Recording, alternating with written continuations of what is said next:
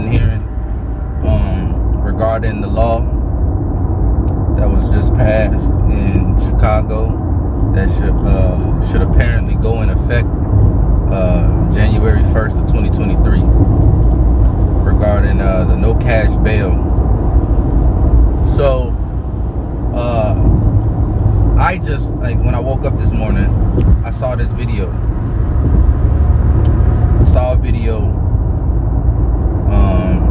And people are calling it the purge and different things like that. Matter of fact, I'm gonna play the video, and if I can find the other video, I'll also play that one too, and then I'll edit them in.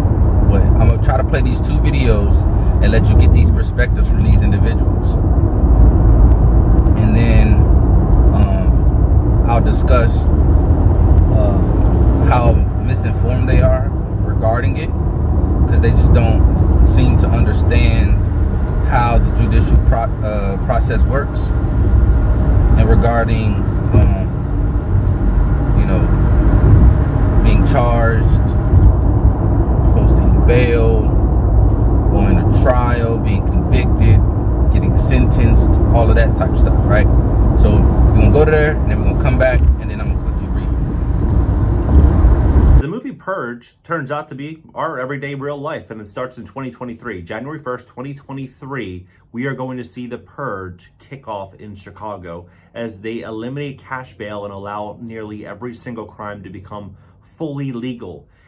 Even if you committed the most heinous crime that you could possibly imagine, they couldn't hold you for longer than 90 days in Chicago. The big question is, what is this going to do to the residents in Chicago? What is it going to do to property values, the economy, the job market?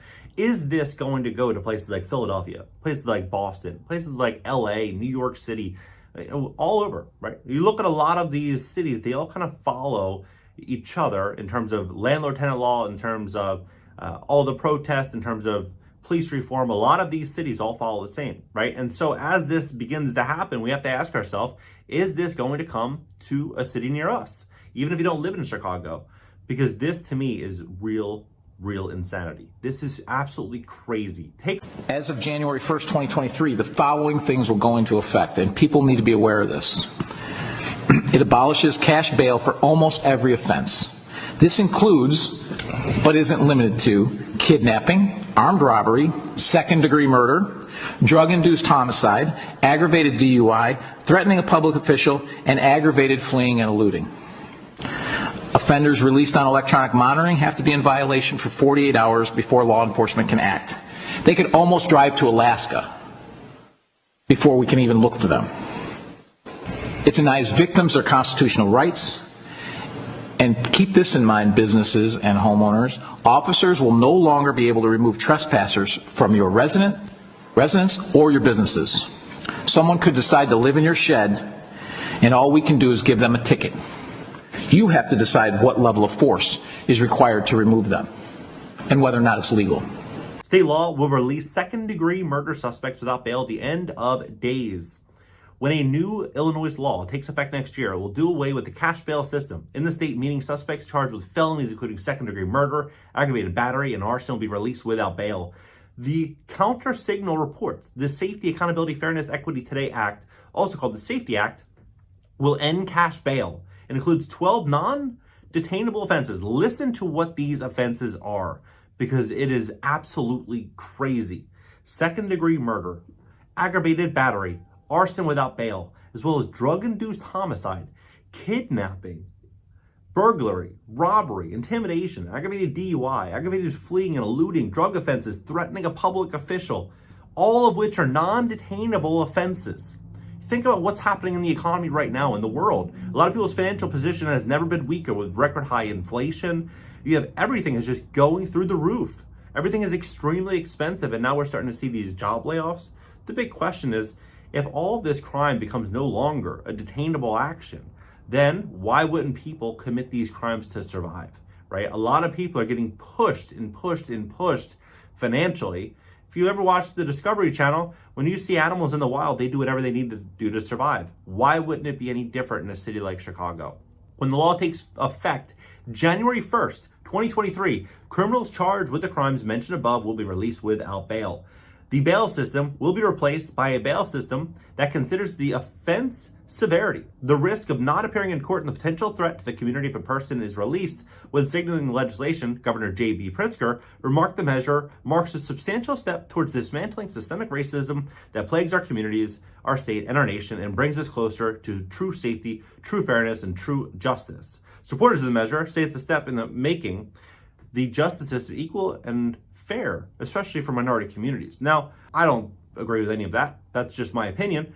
I personally think that it wouldn't matter if I was a minority and lived in a minority community. If I was a grandmother and I had young children and kidnapping was now legal and people could not be detained for it, I wouldn't want to be in that community. I wouldn't want to be there, right? I'm sure a lot of people are looking at all these other crimes saying, you know what, I worked my whole life, I have a family here, I want to keep them safe, and then these types of policies are going to make it very, very challenging for that safety to actually be enforced, right? This is going to be very interesting to watch how this whole thing plays out. House Chair of Illinois Legislation, Black Caucus Rep. Cam Buckner, Democrat Chicago, told Capitol Hill News that the Safety Act was the first stab at addressing public safety issues and police distrust in our minority communities. It's the first stab. The 800-page law also addresses detainee rights, police certification standards, use of force, body cameras. It's also the ending of the cash bail system that's getting the most attention. Supporters of the law say that the cash bail system is not fair for poor defendants, but a rising chorus of law enforcement officials and prosecutors across the Prairie State are sounding the alarm. Will State's attorney James Glasgow said the YouTube video will be the end of days. Once the law kicked in, he says the hands of police, prosecutors, and judges will be tied. Glasgow said he won't be able to hold people longer for 3 months if they demand trial. On the 90th day, they get out no matter what the crime they committed. Think about that. This is the state attorney saying this. No matter the crime, think of the most heinous, craziest situation. Think of all the things that have happened last decade, the craziest things. They're saying on the 90th day, they get out no matter what they did. No matter what they did, the state attorney said. He called on voters to demand if anyone running for election in November to repeal the measure, the bill will destroy the city and the state of Illinois. I don't even understand how the people who supported it can not realize that. Brown County State Attorney Mike Hill, Sheriff Justin Oliver, and Mount Sterling Police Chief Brandon Norris said in an 1,800-word statement that releasing so many suspects in this manner will have disastrous consequences for the entire state of Illinois. Those who support the new law say that the current system imposes different justice systems on defendants who can afford their bond compared to those who cannot. While we agree that a person's freedom should not depend on their bank account, completely eliminating the current system was never the answer. Abolishing cash bail means that every person that has been held in jail awaiting trial will have their bonds. You think about this. Everybody in jail, everyone in jail will be able to get out. And community safety will be put at risk. The 3 Brown County officials noted the new law is full of contradictions, ambiguities, and very poorly drafted. Lawyers across the state are all scratching their heads, wondering how the new system is going to work and keep people safe. Additionally, beginning January 1st, 2023, judges will no longer be allowed to consider the person's threat to the community. Serial domestic abusers, sex offenders, residential burglars will be set free without judges being allowed to consider public safety generally unless the prosecutions can prove by clear and convincing evidence that the accused possesses a real and present threat to the safety of persons and no condition can mitigate the threat. The 3 officials concluded the statement by saying that they didn't want to incite fear, but to educate the public on the reality coming January 1st. When someone commits a crime in Illinois, that person will not be held in jail absent of extreme circumstances. An Illinois Supreme Court Commission said that studied the state's pretrial system for 2 years released the report in 2020, noting simply eliminating cash bail on the onset without first implementing meaningful reforms and dedicating adequate resources to allow evidence-based risk assessment and supervision would be premature. What do you think about this entire situation? All right. So, as you heard, it was talking about the purge, calling it the purge, saying how it was basically super detrimental to society. society. Now, the reason why I'm vested in this topic isn't even because it's a hot topic that's going around. It's because my coalition, my coalition is vested in this topic, right? So, I wanted to give some thoughts. Wanted to play devil's advocate a little bit, and then I'll give you ultimately what I think about the law that's being passed in January. Okay. So when a person gets charged with whatever crime, right? If they're charged, they're then arrested, and then they're kept in holding until they have their day in court. And once they have their day in court, they annotate or they articulate to the judge whether or not they're going to plead guilty and take whatever sentence they receive, or they're going to plead non-guilty and fight the charges in court. Right? Okay, now, there's two periods. The first period is while they're in holding, waiting to see a judge. And typically, depending on the county, the city, and whatever state they're in, you know, like if you get arrested on a Friday night, you might not see a judge until Monday or even Tuesday, depending on how backed up they are. With all of this, you know, stuff going on with the jab, you know, it could be even longer wait times. But anyways, so that first period is when they're waiting to see the judge to state whether or not they're gonna, you know, whether or not they're gonna plead guilty or not guilty. If, and this is where that law comes into effect, if they decide to plead not guilty and fight it in court, they are then either one or two things. They're awarded bail, to where the individual or the individual's family or support system can post bail for them so that they can be released until their day in court, or they're going to be held in holding by the state until said hearing, right? So with the no cash bail system for offenses such as like kidnapping, second degree murder, threatening a government official, and some other stuff that they called out, what they're saying is no cash bail, meaning the longest that they can hold you is for 90 days, and that you don't have to pay a cash bail any longer for those offenses, and you can be released until your court hearing, right? And everybody's up in arms about this, but they're making it seem like, and this is why I say it's a lack of understanding, a misunderstanding of what's going on. They're making it seem like you can commit any crime and then you don't go to jail. They're making it seem like you literally can commit any crime and then you go free, like the purge. Because the reason why the word purge is even being mentioned is because in the purge, for 12 hours, I believe it was 12 hours, all crime was legal. You could do whatever you want, including murder.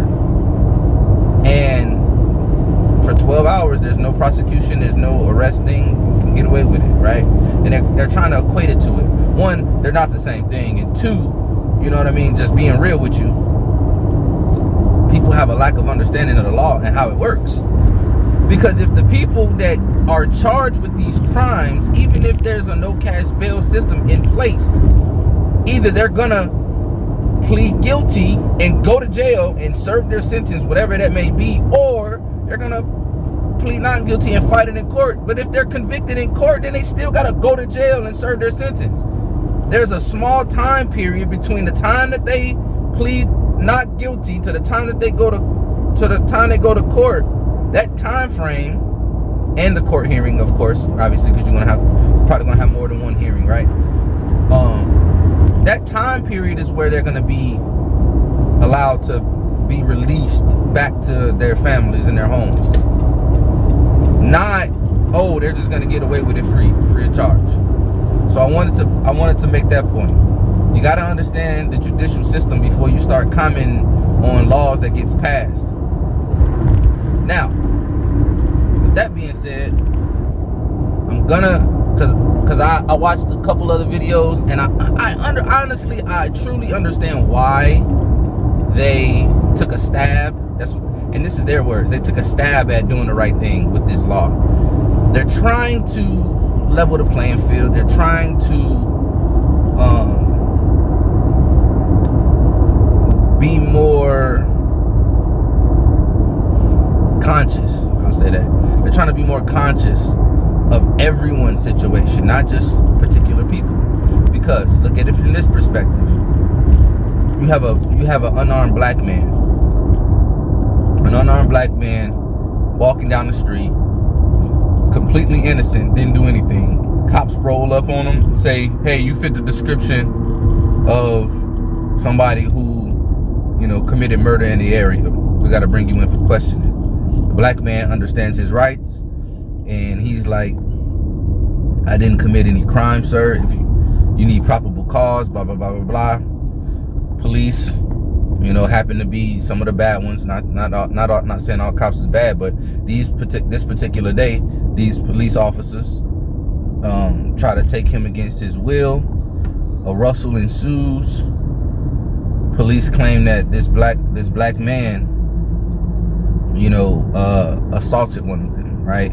So now he's faced with a murder charge, because it happens every day, okay? So this story isn't far-fetched. Now he's facing a murder charge and assaulting a police officer and whatever other charges they can stack on there, right? Completely innocent. He was literally walking. Maybe he doesn't have a car. Maybe he's taking public transportation. He got off at the bus stop and he's walking down the street because he has a 3-block walk to get to his home. Who knows, right? So a completely innocent black man who can't even afford to purchase a vehicle, so he's taking public transportation, is arrested for crazy crimes. And as he sees the judge, and he pleads not guilty, of course, because of the crime, they placed his bail at $1 million. $1 million. Now, 10% of that is what you actually have to pay, which is $100K. But how is this man gonna pay $100K? How is he gonna pay $100,000? He can't. So guess what? He has to sit in jail, and then he's given a state appointed lawyer, public defender, right? Who don't care. He can't care because he got so many cases, and he's probably, you know what I'm saying, fresh out of law school or a couple years out of law school. So he's not the most adept lawyer anyway. Pretty much the deck is stacked against this brother, right? The deck is stacked against this brother. He doesn't have the funds to post bail, and according to the public eye, he's basically another statistic. And it's sad to say, but this happens every day. So, flip side to that story, another story. You have a blue-collar white individual, right? Comes from money, drives a car, and he is driving drunk, and he gets into a car wreck and crashes and kills another family, right? He gets arrested, right? And he pleads not guilty. I'm gonna just say for this topic, he pleads not guilty. And they set his bail at let's say $1 million. His family can pay. He can pay that $100K, and he gets out. He's guilty. He's just trying to come up with a strategy with his team, and he ain't getting no public defender. He got a shark, right? And they coming up with a strategy to get him off. Not that he's not guilty, but like, oh, we're gonna look at the tape. We're gonna see some loopholes in the tape. We're gonna look at the laws. We're gonna look at the loopholes in the laws. We're gonna look at the arresting officers and see if they have a criminal background or a history of like derogatory comments and complaints against them to discredit them when they give their testimonies at court. All kind of stuff, bro. I'm telling you, y'all think y'all know. Listen, the justice system is not about justice. It's about what you can prove, and it's about proving to the jury a jury of your peers without a shadow of a doubt if an individual is guilty of said crime, said charge. All right, now that white person, let's just say he gets off because his law team did whatever they do. So now you have an innocent man in jail for something he didn't do, and a man that's guilty out on the street. You see what I'm saying? The cash bail system just kind of levels the playing field a little bit. Now, to play devil's advocate to all of that I just said, could they have passed this law to slowly try to implement a systematic system to institute a purge-like environment? Absolutely. Absolutely, they could have done that. I wouldn't put it past them. I don't trust them, right? So it could be on the surface trying to be more equal, but it could have an agenda underneath it, right? You do have some level of threat with this law being passed. Obviously, if somebody's just a serial killer, you don't want them back on the street. And I wonder if those types of situations will be handled on a case-by-case basis. But the way this blanket statement law has been, given to the public, because not a whole lot of information has been released about it. There is like a 800-page document that goes in details about this law, but who reads 800 pages? Like, I'm not gonna read 800 pages on it. But in regards to the law itself, it does have more risk. Like if you have somebody that gets charged with kidnapping or second-degree murder, who's to say that that individual won't go back out once they get released because of the no cash bail and try to do more crime, right? Try to kidnap somebody else or murder somebody else or steal something else, or whatever the case may be, according to all of the crimes that they listed. But I also say, listen, if you commit a crime, you get caught for it, as soon as you release, your first thought isn't to go out and do that crime again. Your first mind is to set up a plan to fight the charges that you were just charged with. So, I would argue in certain situations, releasing these individuals won't cause, nothing crazy. But you don't know how people's minds are set up. You don't know that somebody is just a serial killer or a serial kidnapper, and they doing this stuff for the kicks.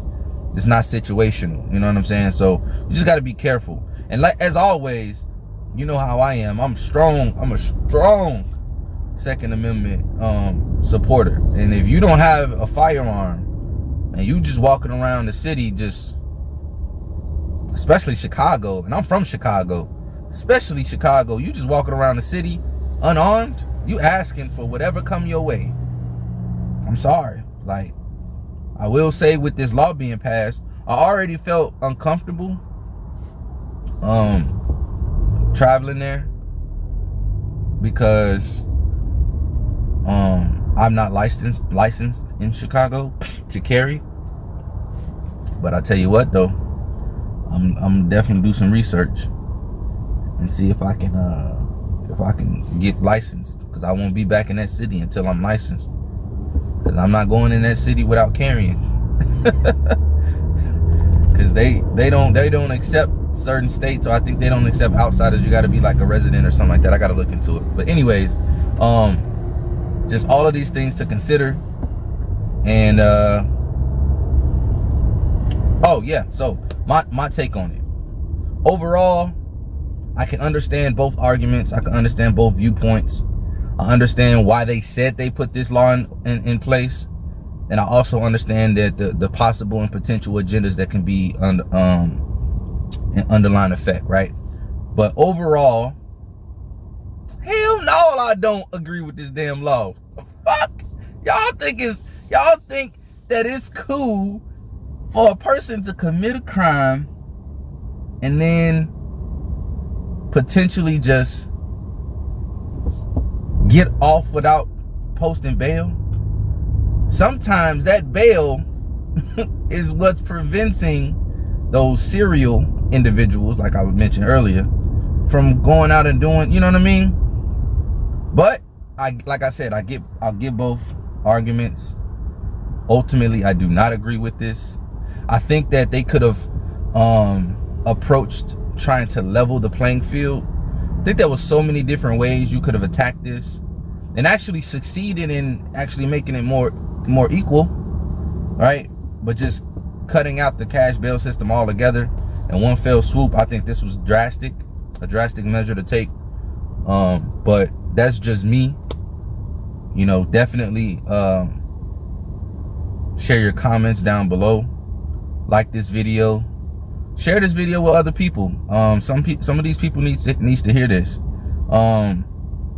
You know, obviously subscribe to the channel if you haven't already. I don't often talk about topics like this, but this one was particular. It came up, and you know, I had to address it. Most of the time, I just cover, like, you know, biblical content or music type content on my channel. But absolutely, we gotta have these types of discussions. And although some of these discussions are uncomfortable, they still need to be had, because we need to communicate as a people to try to figure out, you know, how to navigate through this world. And unfortunately, a part of that navigation is understanding the laws that are in place. So I'm gonna let y'all go. I appreciate y'all for hearing me out. Like I said, like this video, share this video, subscribe to the channel, and hopefully we can maybe continue this dialogue further. Like I said, drop y'all thoughts below, whether you agree, whether you disagree, and why. Don't just say I disagree. You know, elaborate, because maybe that can spark a dialogue to help other people understand your point of view. So with that being said, family, y'all be safe out there. Especially be safe out there in Chicago. And shalom.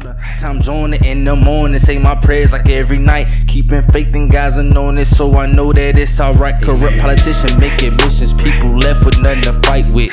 Quick to make $1, but super slow to get indicted. 350 through my city with my windows all black. Gotham City, murder capital, we call it Chirac. Yeah, man, Prophet. That boy Dizzy Santana on the beat. My boy Dub on the beat. Hey man, it's Chirac out here, man, all day. Lyrical entertainment, Prophet. Shout out to my brothers in arms overseas, man.